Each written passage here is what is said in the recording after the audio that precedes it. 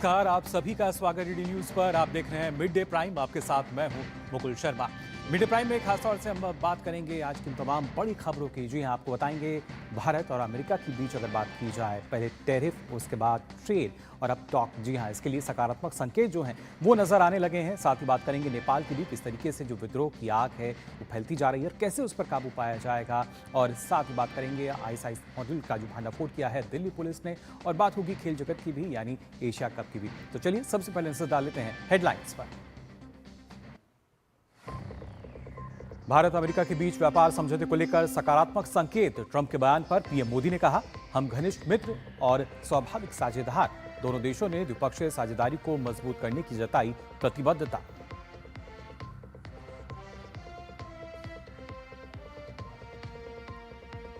ISIS की बड़ी साजिश नाकाम। दिल्ली पुलिस की स्पेशल सेल और झारखंड एटीएस की संयुक्त कार्रवाई, 2 आतंकवादी गिरफ्तार, पूछताछ जारी।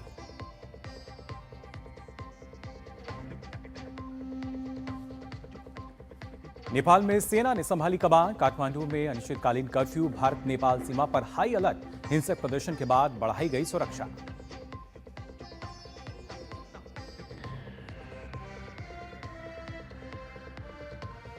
भारत ने स्वच्छ ऊर्जा के क्षेत्र में हासिल की ऐतिहासिक उपलब्धि। 250 गीगावाट गैर जीवाश्म ऊर्जा को किया हासिल। 2030 तक भारत का 500 गीगावाट क्षमता हासिल करने का लक्ष्य।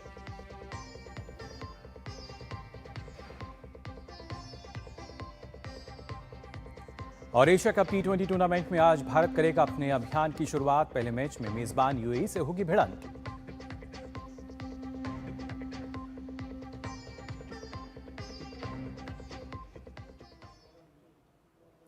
और आइए सबसे पहले बात कर लेते हैं भारत अमेरिका के बीच जो संबंध है। जी हां, ना सिर्फ अब इसमें सकारात्मक संकेत जो है नजर आने लगे हैं। दरअसल प्रधानमंत्री नरेंद्र मोदी ने अमेरिका को करीबी दोस्त और स्वाभाविक साझेदार बताया। उन्होंने भारत और अमेरिका के बीच चल रही व्यापार वार्ताओं पर विश्वास जताते हुए कहा कि ये चर्चाएं दोनों देशों की साझेदारी की असीम संभावनाओं को खोलने का रास्ता बनाएंगी। प्रधानमंत्री मोदी के सोशल मीडिया पोस्ट को अमेरिकी राष्ट्रपति डोनाल्ड ट्रंप ने इसके ट्वीट को रिपोस्ट भी किया। प्रधानमंत्री मोदी ने अमेरिका के राष्ट्रपति डोनाल्ड ट्रंप के ट्रुथ पोस्ट पर जवाब देते हुए कहा कि भारत और अमेरिका के बीच चल रही व्यापार वार्ता को दोनों देशों की टीमें जल्द से जल्द पूरा करने के लिए काम कर रही हैं। पीएम मोदी ने ट्रंप के बातचीत के बयान पर कहा कि वे भी अमेरिकी राष्ट्रपति से बातचीत के लिए उत्सुक हैं। साथ ही प्रधानमंत्री मोदी ने उम्मीद जताई कि दोनों नेता दोनों देशों के लोगों के लिए एक उज्जवल और समृद्ध भविष्य सुनिश्चित करने के लिए मिलकर काम करेंगे। इससे पहले राष्ट्रपति डोनाल्ड ट्रंप ने घोषणा की है कि उनके प्रशासन ने व्यापार वार्ता फिर से शुरू कर दी है।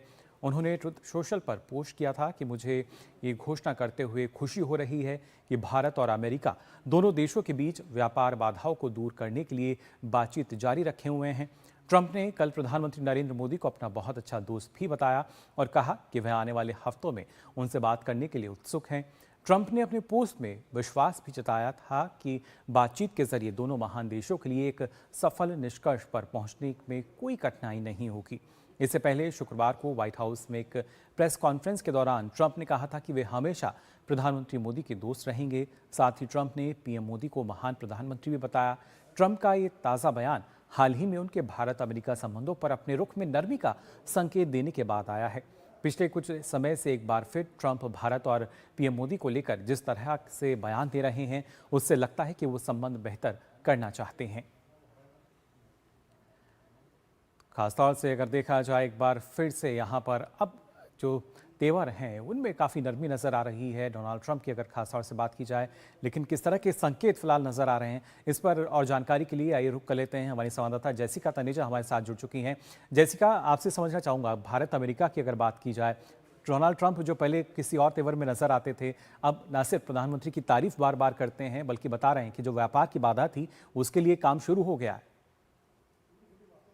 जी बिल्कुल, जो व्यापार की बाधा थी उससे नहीं भारत के व्यापारी को घाटा होता, बल्कि अमेरिका के जो लोग हैं जो आम चीज़ें खरीदते हैं दिन भर में, उसमें भी काफ़ी मुश्किलें हो जाती। और जिस तरीके से आप देख रहे हैं इन्फ्लेशन बढ़ रहा है और अमेरिका में राष्ट्रपति ट्रंप ने ये एक ऐलान भी किया है कि वो आम चीज़ों का दाम सस्ता करेंगे, और इस पर उनका काफ़ी उस चीज़ को लेकर उनका काफ़ी डोमेस्टिक प्रेशर भी रहा है।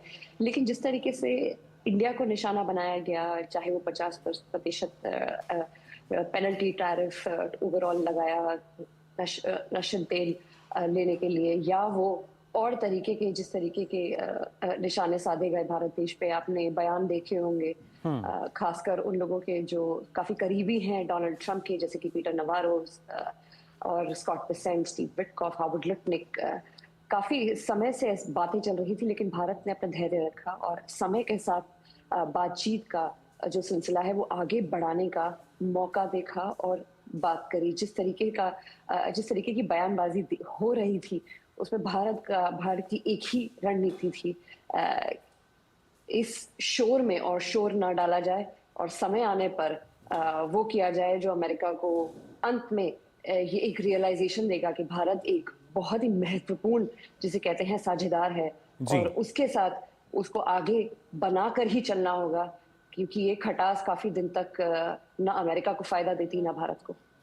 बिल्कुल, और लगातार पीएम मोदी का ये भी कहना कि भारत और अमेरिका की बात की जाए, दोनों घनिष्ठ मित्र हैं और ज़ाहिर तौर पर स्वाभाविक साझेदार भी हैं। लेकिन जिस तरीके से जैसिका जो जानकार हैं, उनका पहले से ही ये मानना था कि टैरिफ का असर सिर्फ भारत पर नहीं होगा बल्कि अमेरिका पर भी पड़ेगा। और क्या वही एक दबाव हम मान सकते हैं जिस वजह से ये एक यू टर्न जो है ट्रंप का, अगर कहा जाए, जो नज़र आता है?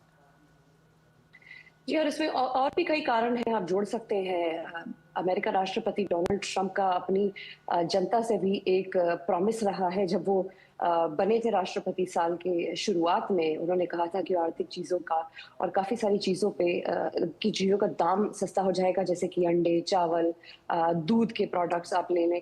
बहुत सारी चीज़ों में अमेरिका में काफ़ी इन चीज़ों को लेके वो डिस्कशन भी रहा है। और जहां तक डोनाल्ड ट्रंप की बात है, आप देखिए, जितनी ट्रेड डील जितने भी देशों के साथ साइन हुई है, अगर आप डोनाल्ड ट्रंप के 15 अमेरिका के 15 बड़े जी। देश जिनके साथ उनकी व्यापार साझेदारी रही है, उनमें से 13 में से डील्स हो चुकी हैं, सिवाय इंडिया और चाइना के। और इंडिया इसलिए क्योंकि वो अमेरिका की शर्तें इतनी आसानी से मान नहीं सकता। उसका एक अपना एग्रीकल्चर डेली सेक्टर है, जिसकी सेंसिटिविटीज अलग हैं। आपको याद होगा, प्रधानमंत्री का एक बयान भी आया था जब उन्होंने कहा था कि वो अपने किसानों के लिए किसी भी चुनौती को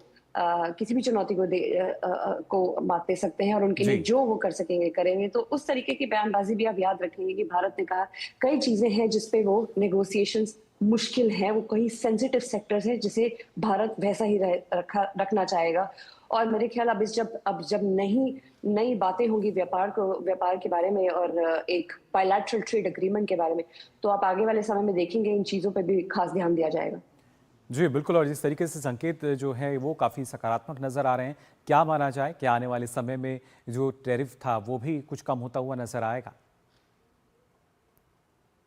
ये डोनाल्ड ट्रंप का अमेरिका है और जिस हिसाब से आप देख रहे हैं, बयान बदलते हैं, मूड बदलते हैं, और भारत और अमेरिका के रिश्तों में जिस तरीके से बदलाव आए हैं कुछ समय में, और फिर कोशिश की गई है उनको वापस उसी स्टेटस को में डालने की, तो ये तो काफी कुछ निर्भर करता है प्रेसिडेंट डोनाल्ड ट्रंप और उनकी डोमेस्टिक पॉलिटिक्स पे, और क्या उनकी उनकी जनता उनको दबाव बनाती है। क्योंकि आखिर में जो भारत जो प्रोडक्ट्स देता है, एक्सपोर्ट करता है यूनाइटेड स्टेट्स को, उसमें करीब प्राइस के उछाल आ सकते हैं। तो ये कुछ प्रॉब्लम तो बन सकती है वहां की जनता के लिए, राष्ट्रपति ट्रंप के लिए। पर फिलहाल देखना होगा कि अगला डिप्लोमेटिक एक्सचेंज क्या होता है।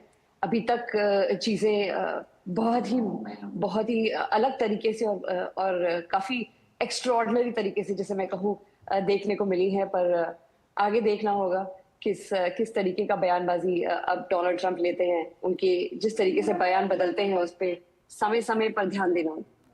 बिल्कुल, जैसिका, लेकिन जिस तरीके से जो बेसाझेदारी की बात की जाए, जिस तरीके से उनका बयान सामने आया है, दुनिया में एक जो संदेश जा रहा है, जो भारत की छवि की अगर हम बात करें, क्योंकि भारत जिस तरीके से जो बात कही थी आज भी उस पर अटल है, और प्रधानमंत्री ने सीधे तौर पर दो टूक कहा था कि जो देशवासी हैं, जो देश है वो पहले है, देश हित के बारे में वो हमेशा लगातार सोचते हैं, बात करते हैं, और वही उसी के जो लोग हैं, फिर चाहे गरीब हो, किसान हो, उनसे ऊपर कुछ नहीं। तो क्या एक वही स्टैंड जो है लगातार भारत अभी भी अपनाए हुए और कहीं ना कहीं पूरी दुनिया जो है वो देख रही है? देखिए, भारत और ब्राजील दो ऐसे देश थे जिसपे जी।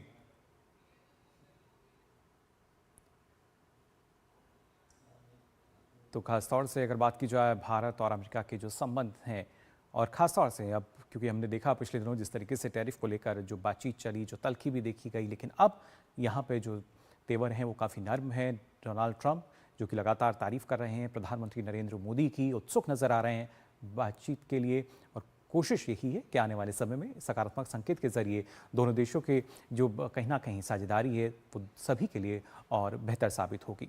अब आइए आगे बढ़ते हैं। आपको बता दें भारत और म्यांमार की सेनाओं के बीच army to army staff talks New Delhi में आयोजित हुई।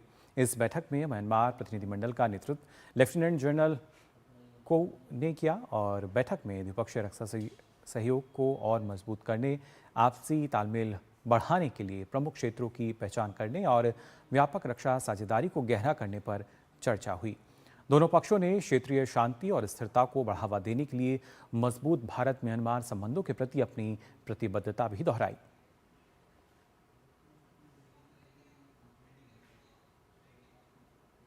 और फिलहाल मिड डे प्राइम में हम यहाँ रुक रहे हैं एक छोटे से ब्रेक के लिए, जल्द लौटते हैं। आप देखते रहिए डीडी न्यूज।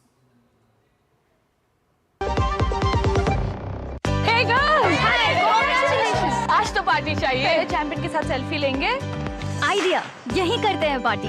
Pizza party. ये चल अपना कार्ड और पिन दे। मेरे कार्ड की डिटेल्स मैं खुद ही डालूंगी। आरबीआई कहता है अपना पिन, ओटीपी, सीवीवी या इंटरनेट बैंकिंग पासवर्ड किसी के साथ शेयर ना करें। ऑनलाइन बैंकिंग सिर्फ अपने कंप्यूटर, मोबाइल और सिक्योर नेटवर्क से करें।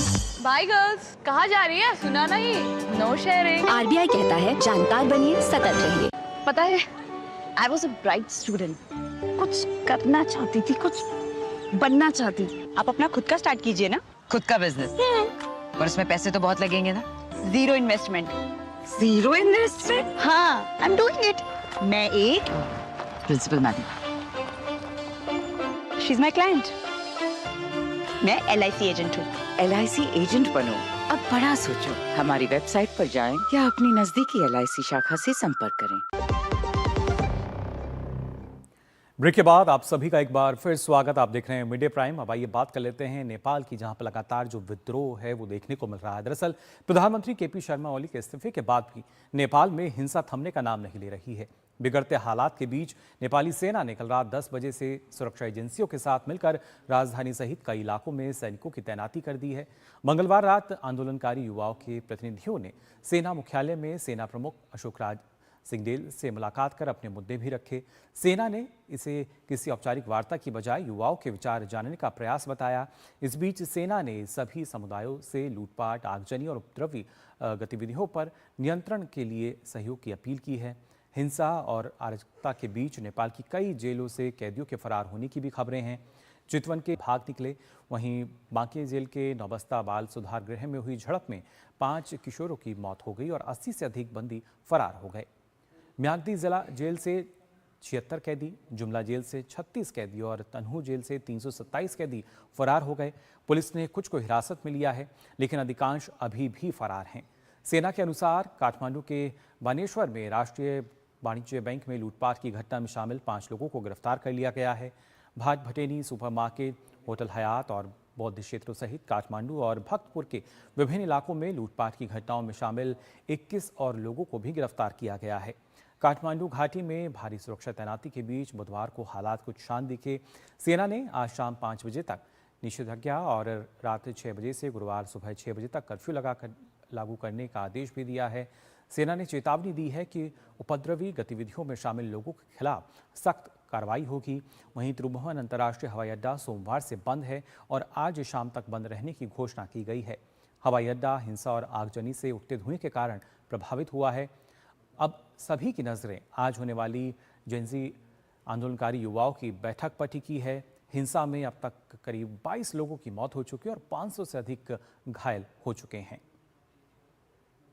और वहीं आपको बता दें, प्रधानमंत्री नरेंद्र मोदी की अध्यक्षता में कल केंद्रीय मंत्रिमंडल की सुरक्षा समिति की बैठक में नेपाल के घटनाक्रम पर चर्चा की गई।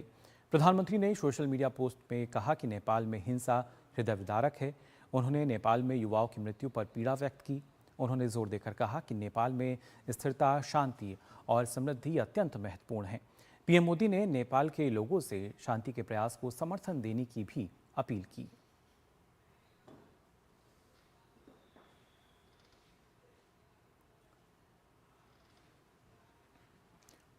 और आपको बता दें, नेपाल में चल रहे आंदोलन की आग अब भारत से सटे सीमावर्ती इलाकों तक पहुंचती दिख रही है। उत्तर प्रदेश के महाराजगंज जिले की सोनौली सीमा पर नेपाल की तरफ से भारी संख्या में प्रदर्शनकारियों ने जमकर विरोध प्रदर्शन किया। भीड़ ने नेपाली कस्टम कार्यालय को आग के हवाले कर दिया। इसके बाद भारत नेपाल सीमा की सुरक्षा में तैनात भारतीय सुरक्षा एजेंसी एसएसबी और पुलिस अलर्ट हो गई है। लोगों के आने जाने पर पूरी तरह से रोक लगा दी गई है और खासतौर से अगर बात की जाए तो सभी तरह की जो वाहन हैं उनके आवागमन पर पूरी तरह से रोक लगी हुई है। नेपाल से आने वाले भारतीय पर्यटकों की जांच के बाद ही उन्हें भारत में प्रवेश करने दिया जा रहा है। महाराजगंज के जिलाधिकारी ने बताया कि अभी भारत नेपाल सीमा पर स्थिति सामान्य है और किसी भी स्थिति से निपटने के लिए सुरक्षा एजेंसियां पूरी तरीके से मुस्तैद हैं। देखिए, हमारे यहाँ सुरक्षा व्यवस्था पूरी तरह से मुस्तैद है और हमारे क्षेत्र में जो इंडियन साइड है वो पूरी शांति व्यवस्था है। यहाँ पे कोई भी असुविधा या किसी तरह की कोई कठिनाई नहीं है। हम और एसपी और एसएसबी और बाकी सारे विभागों के साथ हम लोग इस बात को देख रहे हैं। तो हमारे नागरिकों को, हमारे क्षेत्र के जो भी यहाँ के रहने वाले लोग हैं, उनको किसी भी प्रकार की, किसी भी तरह से घबराने की जरूरत नहीं है। बिल्कुल यहाँ पे स्थिति सामान्य है और सारी यहाँ पे सुरक्षा व्यवस्था मुस्तैद है और कोई भी यहाँ पे कोई कठिनाई नहीं। और वहीं नेपाल में विमानन सेवाओं के बंद होने से वहां फंसे भारतीय पर्यटकों को भारी कठिनाइयों का सामना करना पड़ रहा है।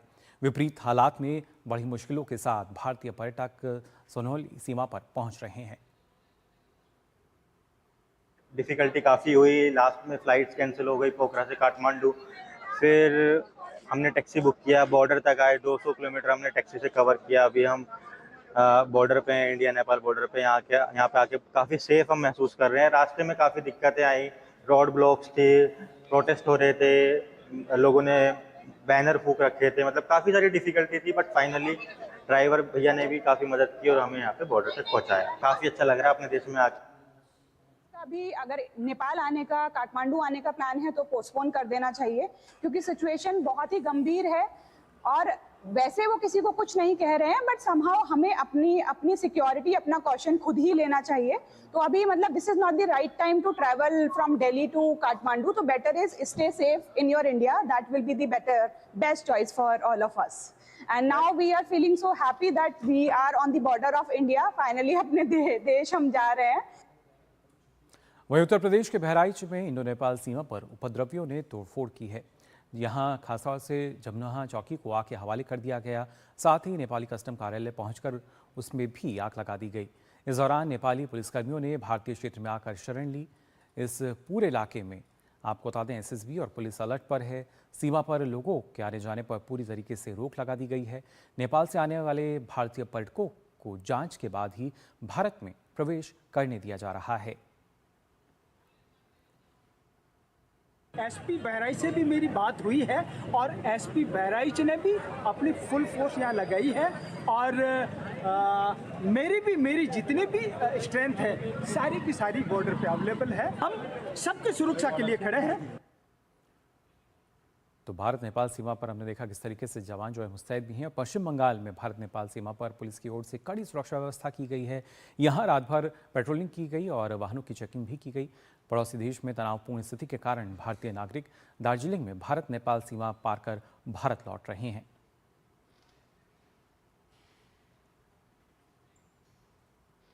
और वहीं पड़ोसी देश नेपाल में बने राजनीतिक हालातों को ध्यान में रखते हुए उत्तराखंड के मुख्यमंत्री ने अंतर्राष्ट्रीय सीमाओं से जुड़ी सुरक्षा पर पुलिस और प्रशासनिक अधिकारियों की एक बैठक बुलाई।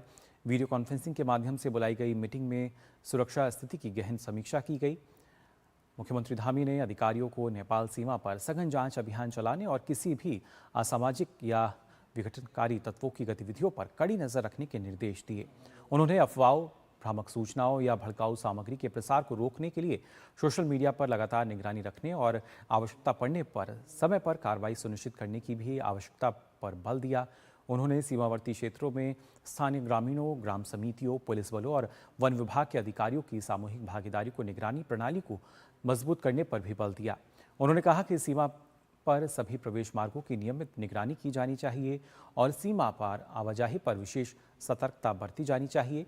धामी ने भारत सरकार द्वारा जारी सुरक्षा दिशा निर्देशों का कड़ाई से पालन करने के निर्देश भी दिए और आवश्यकता अनुसार अतिरिक्त सुरक्षा बलों की तैनाती के आदेश भी दिए।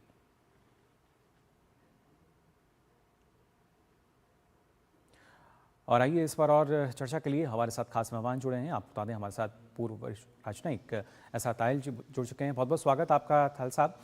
सबसे पहले समझना चाहूँगा आपसे, जिस तरीके से नेपाल में हम देख पा रहे हैं जो विद्रोह खासतौर से जेनजी ने जो किया है, क्या लगता है, क्योंकि जो प्रधानमंत्री थे वहाँ पहले उन्होंने भी अपना इस्तीफा दे दिया, लेकिन उसके बाद भी इस तरह की जो खबरें हैं वो सामने आई कि किस तरीके से आगजनी हो रही है, लगातार जो प्रोटेस्ट हैं वो हो रहे हैं।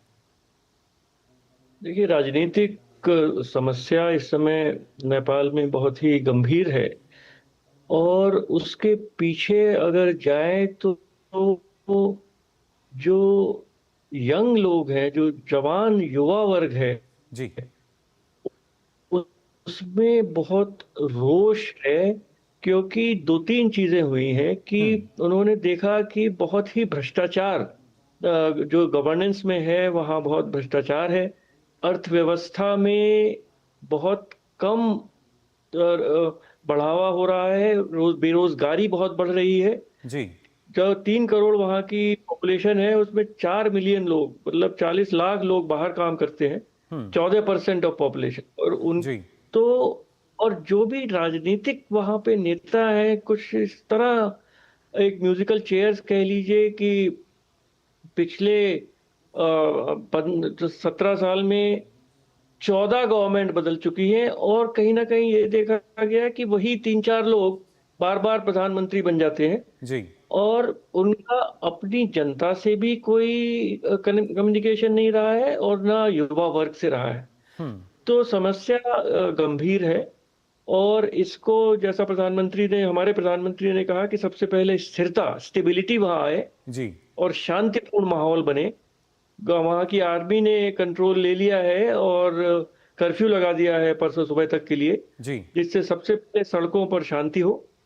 और जो जनरेशन जेड का जो ये पूरा मूवमेंट है जी, उन्होंने कहा है, उनके कोई एक नेता उनका नहीं है, ये बहुत सारे ऑर्गेनाइजेशंस हैं, पर जिस तरह से जो 77 डिस्ट्रिक्ट हैं नेपाल में और हर जिले में जिस तरह से ये सब डेमोन्स्ट्रेशन और कार्रवाई हुई है, इसका मतलब जनता में रोष भी बहुत है और कहीं ना कहीं कुछ ऑर्गेनाइजेशन भी है। और उन्होंने कहा है कि सबसे पहले जो पार्लियामेंट है नेपाल की उसको खत्म किया जाए और मेरे ख्याल से ये शायद करना होगा। पर मुझे कुछ ऐसा लग रहा है कि वहाँ की राष्ट्रपति अभी हैं, राष्ट्रपति आर्मी कैंटोनमेंट में है जी, और जो भी कॉन्स्टिट्यूशन में शायद उसका प्राविधान नहीं है, पर कोई केयरटेकर गवर्नमेंट किसी रूप में बनाना आवश्यक होगा। और उसमें अगर जो नेता लोग, और ये जो देखा कल हम सब ने बहुत ही दुख से देखा टेलीविजन पे कि एक ही पार्टी के नेताओं पर जनता हमला नहीं कर रही थी, जनता का रोष हर पार्टी के नेता पर था। उनका तो पूरा जो एक पॉलिटिशियन वर्ग होता है, जो नेता वर्ग होता है, उसके ऊपर से उनका विश्वास हट गया है। तो शायद जो शायद नॉन पॉलिटिकल लोगों से बनेगा, देश का भविष्य माना जाता है, पहले शांति व्यवस्था जरूरी है। जी बिल्कुल, खासतौर से जो युवा हैं उनको भविष्य माना जाता है, देश के भविष्य के लिए ये माना जाता है कि किस दिशा में वो जाएंगे। लेकिन जिस तरीके से नेपाल के हालात हम देख पा रहे हैं और जो अभी की जो तस्वीरें हैं वो भी लगातार अपने दर्शकों को हम दिखा रहे हैं, किस तरीके से जो प्रोटेस्ट है वो चल रहा है। हालांकि जो सेना है उसने कमान संभाली हुई है, लेकिन ऐसे में किस दिशा में जाता हुआ आपको नजर आ रहा है नेपाल? देखिए, फिर मैं कहूँगा कि जड़ पर अर्थव्यवस्था है, जो आर्थिक प्रगति नहीं हो रही है, लोगों के पास रोजगार नहीं है जी, पढ़े लिखे बच्चे जो स्कूल कॉलेजेस से निकल रहे हैं 12% तो उनका डिक्लेयर्ड बेरोजगारी है, पर 40% लोग हैं जो अपनी डिग्री के अनुसार या जो भी उन्होंने पढ़ाई की है उसके अनुसार काम नहीं मिला है, उनको अंडर एम्प्लॉयड है। 80% लोग ऐसे हैं जो इनफॉर्मल सेक्टर में काम करते हैं, मतलब उनका रोजी रोटी रोज उन्हें अपनी कमानी पड़ती है, ऑर्गेनाइज सेक्टर में नहीं है जी। तो शायद वहाँ के जो युवा वर्ग है उसको अपना भविष्य एक अच्छा नजर नहीं आ रहा है और ये एक बहुत बड़ी समस्या है, क्योंकि वहाँ की जनसंख्या में युवाओं की संख्या अधिक है और भी जनसंख्या थोड़ी रही है जी। और इसीलिए नेपालीज बाहर जा रहे हैं। 7,50,000 नेपाली पिछले वर्ष बाहर जाके उन्होंने काम लिया। और आप अगर 3 करोड़ की पॉपुलेशन देखें तो ये एक बहुत बड़ा नंबर है जी। तो अब और जो भी वहाँ का नेतृत्व है वो अपने ही गद्दी बचाने में ज्यादा लगा हुआ है, पर अपने देश की अर्थव्यवस्था को कैसे आगे बढ़ाएं, किस तरह वहाँ बेरोजगारी को खत्म किया जाए, किस तरह स्किलिंग की जाए और नए नए उद्योग लगाए जाएं, खेती बाड़ी को बढ़ाया जाए, उस तरफ उनका ध्यान शायद नहीं है। तो ये जनता से विश्वास, जनता का युवा वर्ग का विश्वास वहाँ के पूरे पॉलिटिकल जो सिस्टम है और पॉलिटिकल लीडर्स हैं जी, उनसे उठ गया है। बिल्कुल तायल जी, लेकिन जिस तरीके से जगह जगह जो प्रोटेस्ट हैं वो हो रहे हैं और हमने देखा किस तरीके से लगातार जो सीधी तस्वीरें हैं वो भी अपने दर्शकों को हम यहाँ पर लगातार दिखा रहे हैं, किस तरीके से सेना ने कमान संभाली हुई है और शांति व्यवस्था कायम रह सके उसके लिए लगातार प्रयास भी किए जा रहे हैं।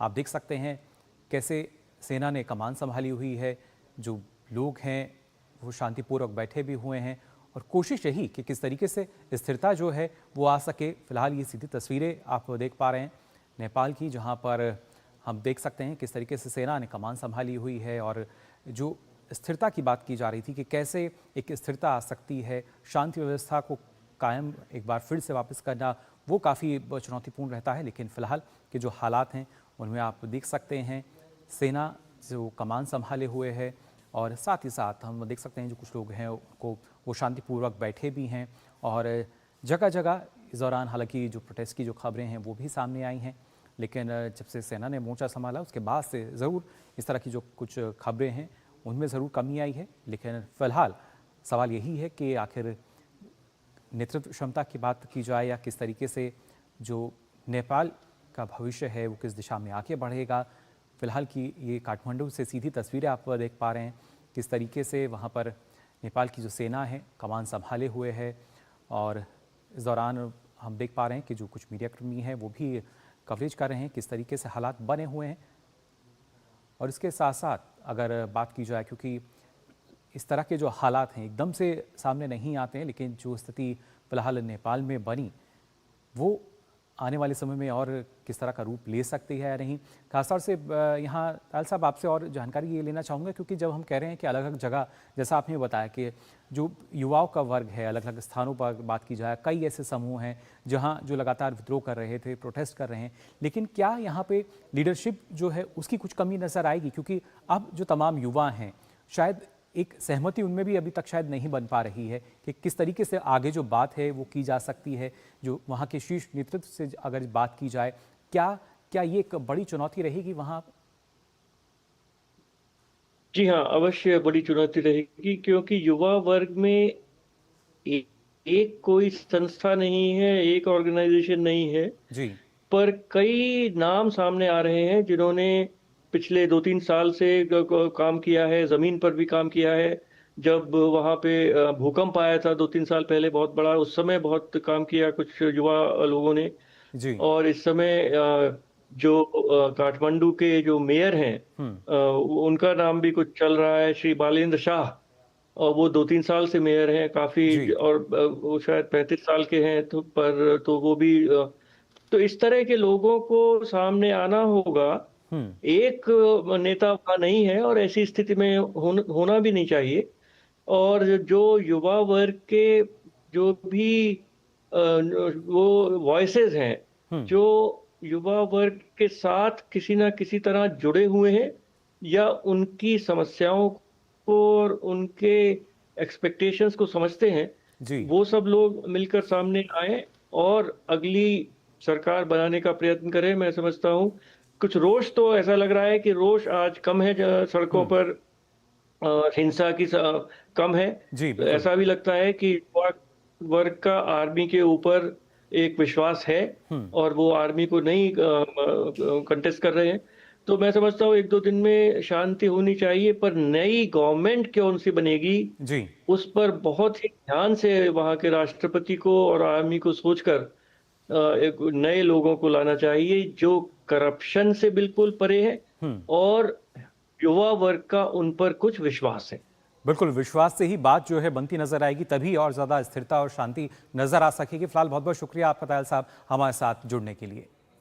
तो जाना आपने नेपाल में किस तरह के हालात बने हुए हैं और क्या कुछ प्रयास किए जा रहे हैं, और हमने तस्वीरें भी आपको दिखाई जहां पर नेपाल की जो सेना है फिलहाल कमान संभाले हुए है। फिलहाल मिड डे प्राइम में हम यहाँ रुक रहे हैं, एक और छोटे से ब्रेक के लिए जल्द लौटते हैं। 22 सितंबर नवरात्रि के पहले दिन से मातृशक्ति के लिए उपहार। घर के रोजमर्रा के सामान पर प्री जीएसटी दौर में लगता था 27% तक टैक्स, वो अब केवल 5%। कम टैक्स, ज्यादा बचत। Next gen GST. पता है, I was a bright student. कुछ करना चाहती थी, कुछ बनना चाहती थी। आप अपना खुद का स्टार्ट कीजिए ना, खुद का बिजनेस। पर उसमें पैसे तो बहुत लगेंगे ना। Zero investment. Zero investment? हाँ, आई एम डूइंग इट। मैं एक principal madam, she is my client. मैं LIC एजेंट हूँ।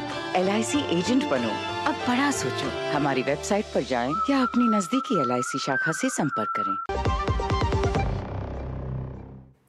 ब्रेक के बाद आप सभी का एक बार फिर स्वागत। आप देख रहे हैं मिड डे प्राइम। आइए अब आगे बढ़ते हैं, एक और बड़ी खबर आपको बताते हैं। आज आपको बता दें, दिल्ली पुलिस की स्पेशल सेल ने आतंकी संगठन ISIS के बड़े मॉड्यूल का भंडाफोड़ किया है।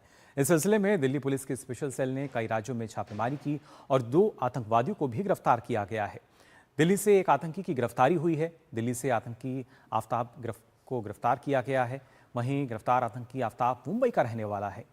दिल्ली पुलिस की स्पेशल सेल ने झारखंड ATS और रांची पुलिस के साथ मिलकर एक संयुक्त अभियान में रांची से संदिग्ध आतंकी को गिरफ्तार किया है। संदिग्ध आतंकी की पहचान असहर दानिश के रूप में हुई है। रांची से पकड़ा गया असहर दानिश मूल रूप से बोकारो जिले के पेटरवार का रहने वाला है। दिल्ली में उसके खिलाफ दर्ज एक मामले के आधार पर दिल्ली की स्पेशल सेल लंबे समय से उसकी तलाश कर रही थी, जिसके बाद ये गिरफ्तारी संभव हो पाई है। दानिश ने रांची के इस्लामनगर स्थित तबारका लॉज को ठिकाना बना रखा था। उसके पास से हथियार, केमिकल और कई इलेक्ट्रॉनिक उपकरण बरामद किए गए हैं, जिनकी तकनीकी जांच कराई जाएगी। जांच एजेंसियों का मानना है कि दानिश किसी बड़ी साजिश की तैयारी में था। विश्वसनीय इनपुट मिलने के बाद दिल्ली पुलिस और झारखंड ATS ने साझा अभियान चलाकर उसे दबोच लिया। गिरफ्तारी के बाद दानिश को दिल्ली पुलिस की टीम रिमांड पर अपने साथ ले जाएगी। वर्तमान में गिरफ्तार किए गए संदिग्ध आतंकी से गहन पूछताछ जारी है। इसके अलावा दिल्ली पुलिस की स्पेशल सेल और झारखंड ATS ने पलामू में भी छापेमारी कर एक व्यक्ति को हिरासत में लिया है और उससे भी पूछताछ की जा रही है। इसके अलावा कई और लोगों को हिरासत में लेकर पूछताछ की जा रही है। पिछले साल भी झारखंड ATS और दिल्ली पुलिस की टीम ने संयुक्त रूप से रांची, हजारीबाग और लोहरदगा में 16 जगहों पर छापेमारी की थी। उस दौरान 9 संदिग्धों को पकड़ा गया था, जिनमें रांची के मेडिका अस्पताल में रेडियोलॉजिस्ट के पद पर कार्यरत डॉक्टर इश्तियाक अहमद भी शामिल था। ताज़ा गिरफ्तारी से ये साफ हो गया है कि आतंकी संगठन झारखंड को सुरक्षित ठिकाने के रूप में इस्तेमाल करने की कोशिश कर रहे हैं। एजेंसियां अब बरामद सामग्रियों की फॉरेंसिक जांच और आरोपी से पूछताछ कर उसके नेटवर्क की कड़ियों को खंगालने में जुटी हुई हैं। तो 2 आतंकियों को गिरफ्तार किया गया है। ना सिर्फ एक बड़ी साजिश को नाकाम यहां पर किया गया है, बल्कि आपको बता दें, रांची से हमारे संवाददाता दिवाकर हमारे साथ जुड़ चुके हैं और ताज़ा अपडेट के लिए। दिवाकर, आपसे जानना चाहेंगे, एक बड़ी साजिश को नाकाम यहां पर किया गया है, 2 आतंकियों की गिरफ्तारी हुई है, और क्या कुछ ताज़ा जानकारी आपके पास? देखिए, निश्चित तौर पर ATS, दिल्ली पुलिस और रांची पुलिस ने बड़ी कार्रवाई आज सुबह में की है और दानिश की जो गिरफ्तारी हुई है वो एक सनसनीखेज कह सकते हैं कि खुलासे के तौर पर भी देखा जा रहा है। और जिस तरीके से जो आतंकी संगठन है वो झारखंड को एक सॉफ्ट टारगेट और अपने पनाहगाह के रूप में हाल के दिनों में डेवलप करते हुए दिख रहे हैं, उसकी जो बानगी है वो भी साबित होती दिख रही है। पिछले वर्ष भी जब ATS की टीम ने और दिल्ली पुलिस की टीम ने छापेमारी की थी तो 9 लोगों को गिरफ्तार किया गया था, जिसमें एक हाई प्रोफाइल डॉक्टर भी शामिल था। तो आप समझ सकते हैं कि झारखंड में कैसे एक तरीके से लोगों को गुमराह कर IS जो संगठन है वो आतंकवादी लोगों को मोबिलाइज करने की कोशिश कर रहे हैं और लोगों में ये भावना पैदा कर उन्हें अपने संगठन में शामिल करने की कोशिश कर रहे हैं। राजधानी रांची के अलावा हजारीबाग है, लोहरदगा है, ये तमाम इलाके हैं। साथ ही साथ संथाल के भी कुछ इलाके कहे जा रहे हैं जहां पर कि ये नेक्सस तैयार हो रहा है। हालांकि पूछताछ के बाद इस बात का खुलासा होगा। आज जो दानिश की गिरफ्तारी रांची में हुई है, उसी से पूछताछ के बाद जो छापेमारी है वो पलामू में भी हुई थी, वहां पर एक संदिग्ध को हिरासत में लिया गया था। हालांकि अभी हमारे पास जो खबर आ रही है उसके मुताबिक पूछताछ के बाद उसे छोड़ दिया गया है, लेकिन अभी जो संदिग्धों की संख्या है वो बढ़ सकती है और पूछताछ के बाद इन्हें फिर दिल्ली ले जाया जाएगा दानिश को। तो हम समझ सकते हैं कि झारखंड में जो ये नेक्सस है वो किस तरीके से फल फूल रहा है और आसानी से ये पनागा कई महीने से, जो ये पूछताछ के बाद और सूत्रों से जो मुझे जानकारी मिली है उसके मुताबिक कई महीनों से इन्होंने झारखंड को अपना पनागा बना रखा था। उनके घर से हथियार भी बरामद हुआ है और कुछ जो विस्फोटक सामग्री बनाने के साजो सामान होते हैं वो भी बरामद किए गए हैं। जी बिल्कुल। और कहीं ना कहीं दिवाकर कोशिश यही है कि जो ये पूरा मॉड्यूल है इसके तार कहां तक फैले हैं उनको कहीं ना कहीं कोशिश की जाएगी कि उन जड़ों तक पहुंचा जाए, क्योंकि ये जरूरी नहीं कि सिर्फ यहीं तक ये सीमित हो, ना सिर्फ इनका संबंध दिल्ली से है बल्कि झारखंड की बात की जाए और कहां किन राज्यों में इनके तार फैले हुए हैं, इसके लिए लगातार अब जो जांच है वो की जाएगी।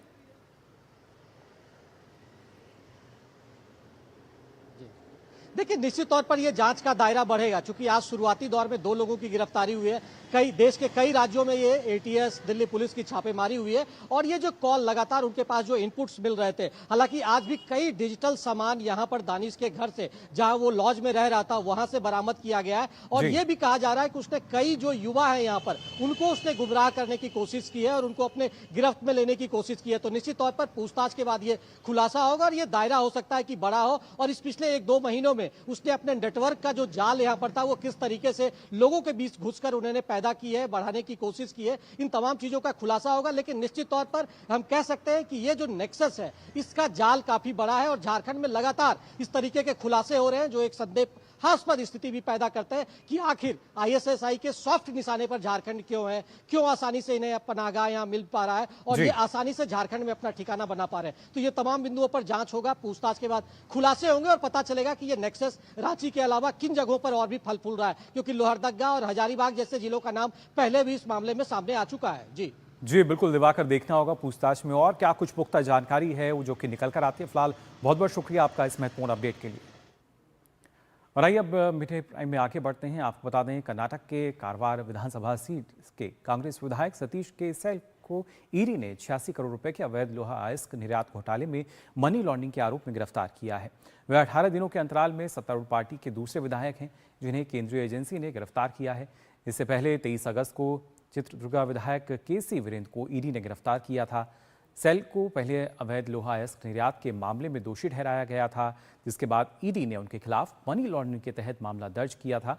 इस मामले के संबंध में सेल मंगलवार को ईडी के शांतिनगर कार्यालय में पूछताछ के लिए उपस्थित हुए, लेकिन कथित तौर पर जांच में सहयोग न करने के कारण उन्हें हिरासत में लिया गया।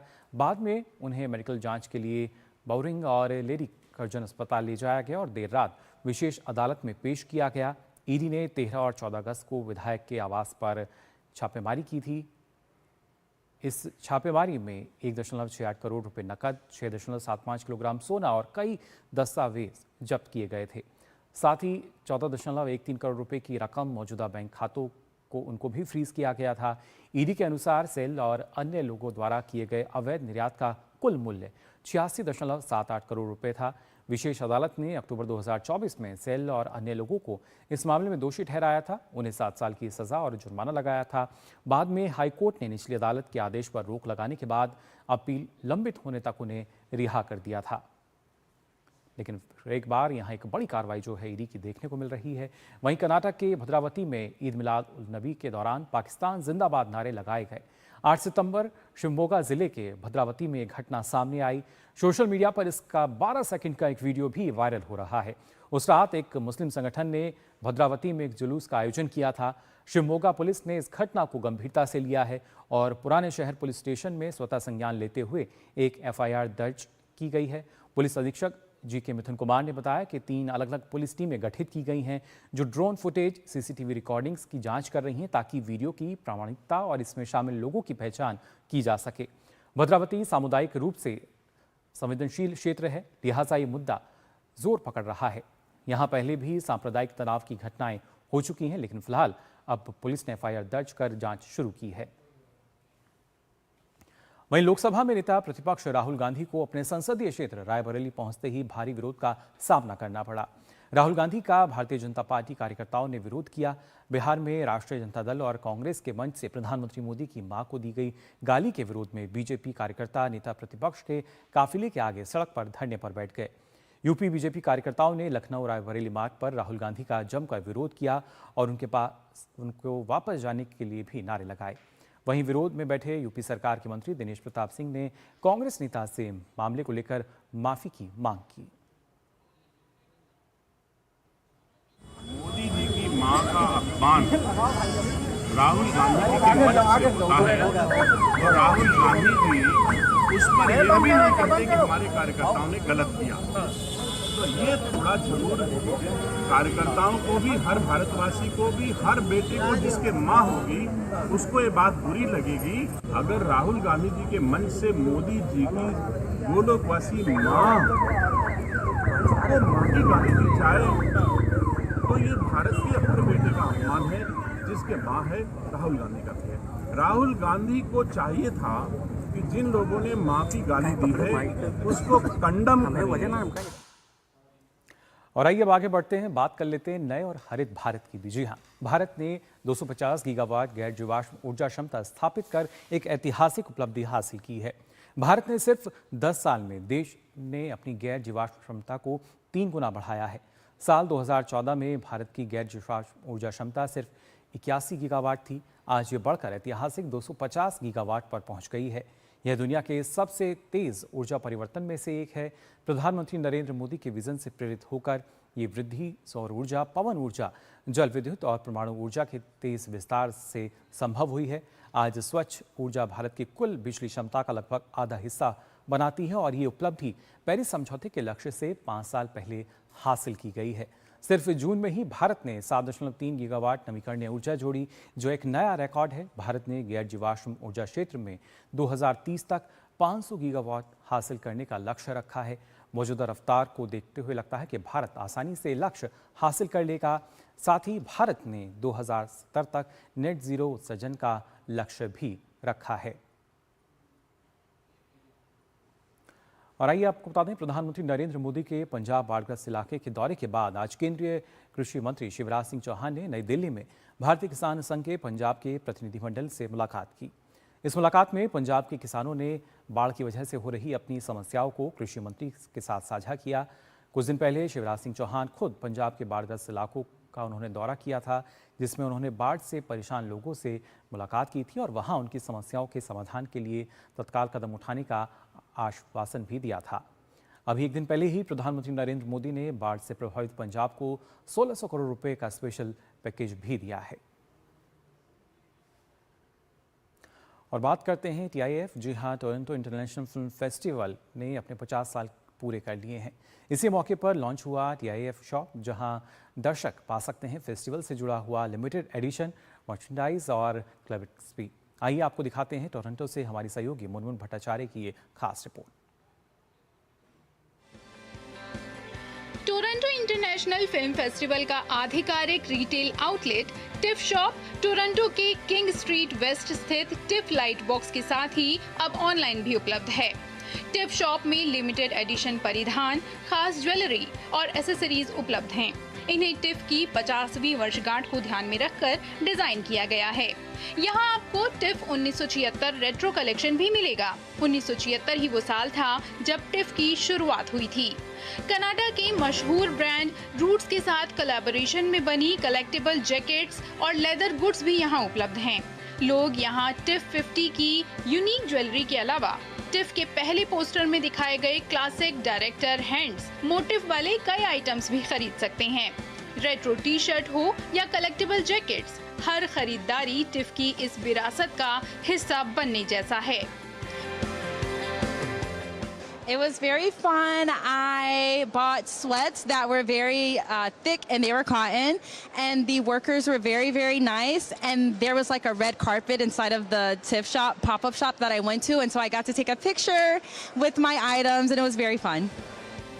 टिफ शॉप सिर्फ एक दुकान नहीं है, बल्कि ये 50 साल की उस यात्रा का हिस्सा है जिसके जरिए इस महोत्सव की स्वर्णिम यात्रा को जिया जा सकता है। जो लोग टोरंटो इंटरनेशनल फिल्म फेस्टिवल में फिल्में देखने आते हैं, वो टिफ शॉप में खरीदारी करने भी ज़रूर आते हैं। इससे कनाडा की जो फिल्म संस्कृति है उसको बढ़ावा मिलता है, लेकिन उसके अलावा जो फेस्टिवल की पहुंच है दुनिया भर में, वो भी आगे बढ़ती है। कैमरामैन वाई लोकनाथ के साथ मैं मुनमुन भट्टाचार्य, दूरदर्शन न्यूज के लिए टोरंटो से। और आपको बता दें इस बीच एक बड़ी खबर आ रही है। जी हाँ, इस वक्त की बड़ी खबर आपको बता दें बिहार से। बिहार के सीएम नीतीश कुमार ने बिहार के लोगों को एक बड़ा तोहफा यहां पर दिया है। इस वक्त की बड़ी खबर आपके साथ साझा कर रहे हैं। सीएम नीतीश कुमार ने सामाजिक सुरक्षा पेंशन राशि ट्रांसफर की है। इस वक्त की बड़ी खबर, सीएम नीतीश कुमार ने बिहार के लोगों को एक बड़ा तोहफा दिया है। लगातार आपके साथ साझा कर रहे हैं। बिहार की अगर बात की जाए, सामाजिक सुरक्षा पेंशन राशि जो है वो खास तौर से ट्रांसफर की है। राज्य के 1.13 करोड़ लोगों के खाते में 1263 करोड़ 95 लाख रुपए सामाजिक सुरक्षा पेंशन की राशि के तहत ट्रांसफर किए गए हैं। इस वक्त की बड़ी खबर आपके साथ हम साझा कर रहे हैं, जहां पर आपको बता दें दुर्गा पूजा से पहले नीतीश कुमार की एक बड़ी पहल सामने आई है, जहां लोगों को एक बड़ा तोहफा मिला है। खासतौर से सीएम नीतीश कुमार ने बिहार के लोगों को ये तोहफा दिया, एक उपहार स्वरूप इसको मान सकते हैं। राज्य सरकार ने सामाजिक सुरक्षा पेंशन की राशि में भी बढ़ोतरी की है। जी हाँ, न सिर्फ इसको ट्रांसफ़र किया गया है बल्कि इसमें बढ़ोतरी की गई है और इसका फ़ायदा जाहिर तौर पर काफ़ी लोगों को मिलेगा, एक बड़े तबके को मिलेगा। तो सामाजिक सुरक्षा पेंशन राशि न सिर्फ ट्रांसफ़र की गई है बल्कि इसमें इजाफा भी किया गया है। करीब 1.13 करोड़ लोगों के खाते में 1263 करोड़ 95 लाख रुपए की जो राशि है सामाजिक सुरक्षा की वो ट्रांसफ़र की गई है। और पहले प्रति लाभार्थी की अगर बात करें तो केवल 400 रुपये प्रति माह दिया जाता था, जिसे अब बढ़ाकर 1000 रुपये प्रति माह कर दिया गया है। तो इस वक्त की बड़ी खबर आपके साथ साझा कर रहे हैं, जहां पर जो राशि है उसको बढ़ा दिया गया है। सामाजिक सुरक्षा पेंशन की राशि जिसको बढ़ाकर अब 1000 रुपये किया गया है। और ख़ासतौर से अगर बात की जाए, करीब 1 करोड़ 13 लाख लाभार्थियों के खाते में ये जो राशि है ट्रांसफ़र की गई है। लेकिन पहले करीब 400 रुपये ये राशि थी, जिसे बढ़ाकर अब 1000 रुपये कर दिया गया और उसी को ट्रांसफ़र किया है। सीएम नीतीश कुमार ने सामाजिक सुरक्षा पेंशन राशि ट्रांसफ़र की है लाभार्थियों के खाते में। फिलहाल इस पर और जानकारी के लिए पटना से हमारे संवाददाता मधुरेश नारायण हमारे साथ जुड़ चुके हैं। मधुरेश, दुर्गा पूजा से पहले अगर क्या माना जाए, एक बड़ा तोहफा जो है वो बिहार के लोगों को मिला है। अब दुर्गा पूजा 22 तारीख से शुरू होने वाला है और उसके पहले सीएम नीतीश कुमार ने बिहार के लोगों को बड़ा तोहफा दिया है। करीब 1 करोड़ 13 लाख जो लोग हैं जो इस सामाजिक सुरक्षा पेंशन के लाभुक हैं, उनके खाते में 1263 करोड़ 95 लाख रुपए की राशि ट्रांसफर की गई है। पहले जो लाभुक होते थे उनको 400 रुपए प्रति महीना मिलता था, लेकिन सीएम ने इस राशि को भी बढ़ा दिया है। 1100 रुपए प्रति महीना अब जो लाभुक है उनके खाते में दिया जाएगा। और ये जो सामाजिक सुरक्षा पेंशन जो है ये बिहार सरकार के समाज कल्याण विभाग की ओर से चलाई जाती है। ये योजना समाज कल्याण विभाग के अंतर्गत आती है। इसमें मुख्यमंत्री वृद्धजन पेंशन योजना शामिल है। इसके अलावा लक्ष्मीबाई सामाजिक सुरक्षा पेंशन योजना शामिल है जो महिलाओं के लिए होती है। निःशक्ता पेंशन योजना भी इसी के अंतर्गत चलिए, बिल्कुल एक बेहतर खबर खासतौर से जो लाभुक है उनके लिए, कैसे 400 रुपये से प्रतिमाह से अब उसको बढ़ाकर 1100 रुपये प्रतिमाह किया गया है। बहुत बहुत शुक्रिया फिलहाल मधुरेश आपका इस महत्वपूर्ण जानकारी के लिए। तो हमारे संवाददाता बता रहे थे किस तरीके से एक बड़ी पहल जो है वो सामने आई है बिहार से। और आइए अब बात कर लेते हैं एशिया कप की भी। जी हाँ, इस बार एशिया कप T20 फॉर्मेट में आयोजित हो रहा है। तो क्या इस बार का फॉर्मेट और कितनी टीमें एक दूसरे के खिलाफ मशक्कत करती दिखेंगी, आइए सबसे पहले जान लेते हैं इस रिपोर्ट के जरिए।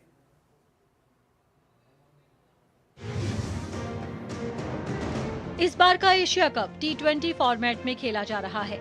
इससे पहले भी 2 बार ये टूर्नामेंट T20 फॉर्मेट में खेला गया है। दरअसल जिस भी फॉर्मेट का वर्ल्ड कप अगली बार होना होता है, उसी फॉर्मेट पर एशिया कप होता है। अगले साल यानी 2026 में T20 वर्ल्ड कप होगा, इसलिए एशिया कप भी T20 फॉर्मेट में हो रहा है। इस बार प्रतियोगिता में 8 टीम हिस्सा ले रही हैं। 2023 के संस्करण में सिर्फ 6 टीम उतरी थी। भारत, अफगानिस्तान, पाकिस्तान, श्रीलंका, बांग्लादेश, ओमान, हांगकांग और यूएई के बीच क्रिकेट प्रेमियों को रोमांचक मुकाबले देखने को मिलेंगे। 8 टीमों को 4-4 के 2 ग्रुप में बांटा गया है। ग्रुप ए में भारत, पाकिस्तान, यूएई और ओमान को रखा गया है। वहीं ग्रुप बी में श्रीलंका, बांग्लादेश, अफगानिस्तान और हांगकांग को रखा गया है। प्रत्येक ग्रुप से शीर्ष 2 टीम सुपर 4 के लिए क्वालिफाई करेंगी, जहां वे सभी एक दूसरे से खेलेंगी। सुपर 4 से शीर्ष 2 टीम फाइनल के लिए क्वालिफाई करेंगी। हर बार की तरह इस बार भी भारत और पाकिस्तान हॉट फेवरेट मानी जा रही हैं। दोनों टीमों को एक ही ग्रुप में रखा गया है। एशिया कप में भारत अपना पहला मुकाबला 10 सितंबर को यूएई से, जबकि पाकिस्तान 12 सितंबर को ओमान से खेलेगा। हालांकि क्रिकेट प्रेमियों को भारत पाकिस्तान महामुकाबले का इंतजार है, जो 14 सितंबर को होना है। इस बार एशिया कप में भारत और पाकिस्तान एक बार नहीं बल्कि 3-3 बार भिड़ सकती हैं। भारत पाकिस्तान की टीम दूसरी बार सुपर 4 स्टेज में भिड़ सकती है। अगर कोई उलटफेर नहीं हुआ तो अपने ग्रुप से दोनों सुपर 4 के लिए आसानी से क्वालिफाई कर जाएंगी और सुपर 4 में दोबारा 21 सितंबर को भारत पाकिस्तान महामुकाबला हो सकता है। एशिया कप 2025 में अगर दोनों टीम फाइनल में पहुंचने में सफल होती हैं, तो वे तीसरी बार 28 सितंबर को भी भिड़ सकती हैं। भारत ने 2023 का एशिया कप जीता है और वो डिफेंडिंग चैंपियन है। सूर्य कुमार यादव की अगुवाई में भारतीय टीम प्रतियोगिता के 17वें संस्करण में 9वीं बार खिताब जीतना चाहेगी। T20 में भारतीय टीम शानदार फॉर्म में है। टीम इंडिया ने अपने पिछले 40 में से 35 मैच जीते हैं। 2025 का एशिया कप 2026 के T20 विश्व कप की तैयारी की शुरुआत है। हार्दिक पांड्या, जसप्रीत बुमराह और शुभमन गिल जैसे खिलाड़ी भारतीय टीम के लिए अहम भूमिका निभाएंगे। Sports desk, DD news. तो एशिया कप की जो जंग है, आज खास तौर से बात की जाए अगर भारत और यूएई का, जिनके बीच आज मैच खेला जाएगा और किस तरीके से दिलचस्प रहेगा जो एशिया कप है, इसके लिए ये रुख कर लेते हैं हमारे संवाददाता गौरव कुमार फिलहाल हमारे साथ जुड़ चुके हैं। गौरव, कितना दिलचस्प रहने वाला है एशिया कप का T20 फॉर्मेट की अगर बात की जाए?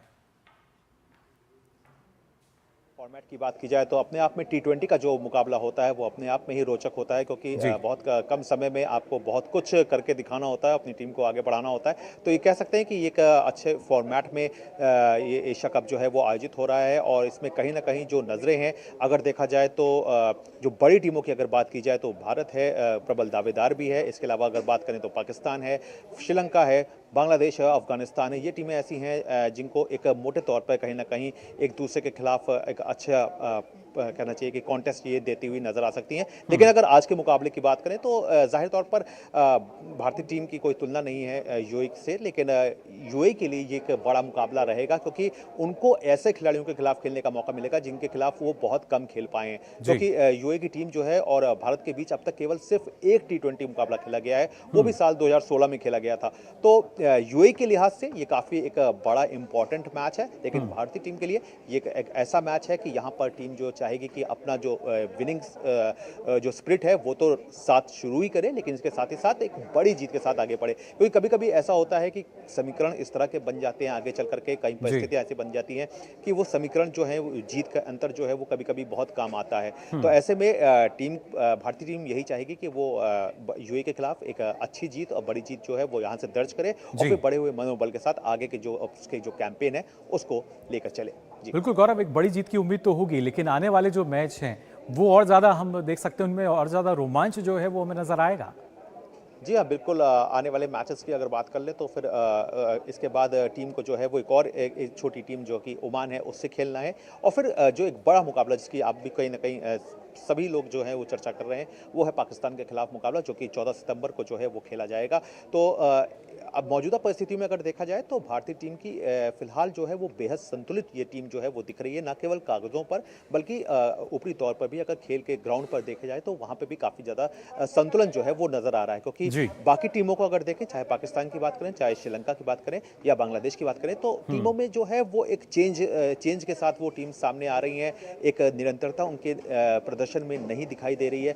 हालांकि जो बाकी टीमें हैं उन्होंने कहीं ना कहीं इससे पहले ट्रायंगुलर सीरीज जो है वो खेल करके सामने आए हैं इस सीरीज में, लेकिन फिर भी एक मोटे तौर पर अगर देखें तो भारतीय टीम जो है इस समय मजबूत स्थिति में भी दिख रही है और अच्छे तरीके से एक टीम संयोजन जो है वो भी कहीं ना कहीं लेकर के इस पूरे एशिया कप में नजर आ रही है। जी बिल्कुल, और यही मजबूती जो है टीम इंडिया की उम्मीद यही है, ना सिर्फ आज एक बड़ी जीत जो है वो हम देखें बल्कि एशिया कप भी टीम इंडिया अपने नाम कर पाए। फिलहाल बहुत बहुत शुक्रिया आपका गौरव हमारे साथ जुड़ने के लिए।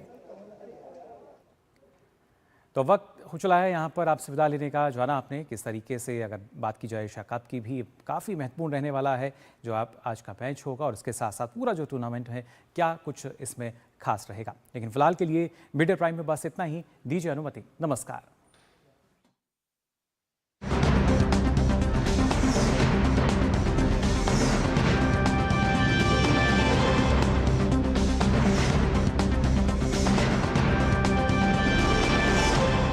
मिड डे प्राइम के प्रायोजक थे LIC।